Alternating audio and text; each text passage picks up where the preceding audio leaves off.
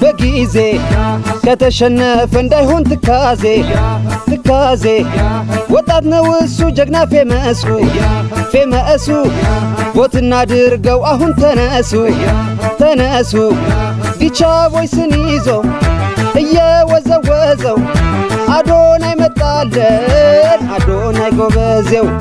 ሰግጡን እያለ ፍቅርን ያስተማረ ከምን ጊዜም በላይ እውቅናው ጨመረ